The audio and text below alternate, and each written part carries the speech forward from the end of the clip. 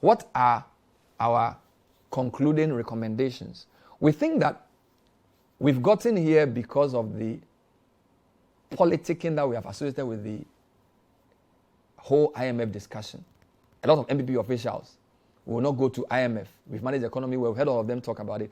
I think the honorable thing to do is to say to Ghanaians, we made a mistake, right? Because you told us you are either going for e-levy or IMF. And from the agitations of TUC and all the teachers, we know IMF means squeezing some of our salaries. But you've given us both. You've given us e-levy and IMF in the same year. I think the honorable thing to do is to say, you know what? Things didn't pan out the way we expected. We are sorry. That gives you some credibility back. Number two, the length of the program will span another government, whether it's the same MPP or whether it's NDC or whoever is going to win.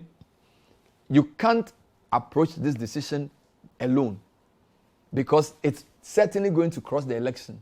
The sensible thing to do is to reach out to the opposition to get parliament to work, because one of the reasons why we are struggling is that a lot of the international people don't even think the government can pass some of its things through parliament. The way parliament is very tough. I think the leadership must find a way of reaching out to the opposition. Whichever means they will use, we don't know. Social partners, civil society today held a major press conference. We saw Njoka Beno and his guys. They are going on strike. TUC are not happy. They also want to hit the streets or do something. They are not very happy with the situation we have. So we could well have more strikes on our hand. Government must reach out to social partners. It's very, very important. Then we have to do responsible politics, because some of the commentary of Dr. Bawumia, the commentary of some of the ministers really polluted the atmosphere. Imagine going to meet the IMF to have a discussion when you've sort of said so many bad things about the previous government going there. I think the government should take the lead in responsible politics for both government and opposition. Those in opposition must also be responsible, because we are seeing a lot of the words used biting. Somebody says, you must be careful how you serve your words because you'll be forced to eat them.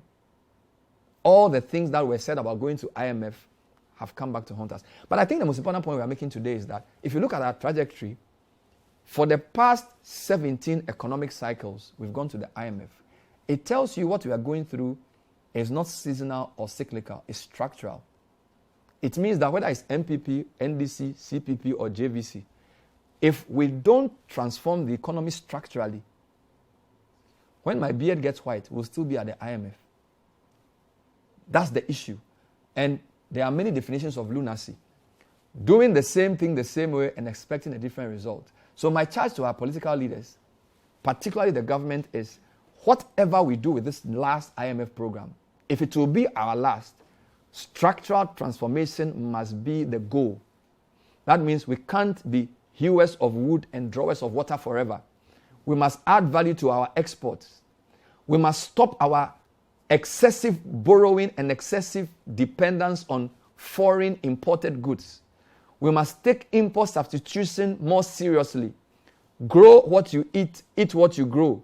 Stop spending $300 million importing rice and obroni wau. If you do that, you will save precious cedis. Your economy will be in your hands. Portfolio investors cannot manipulate you. And Big Brother IMF, even though you still be a member, they can't tell you what to do. So this is the real problem for Ghana. It's a call for structural transformation. And we have to come together to get it done.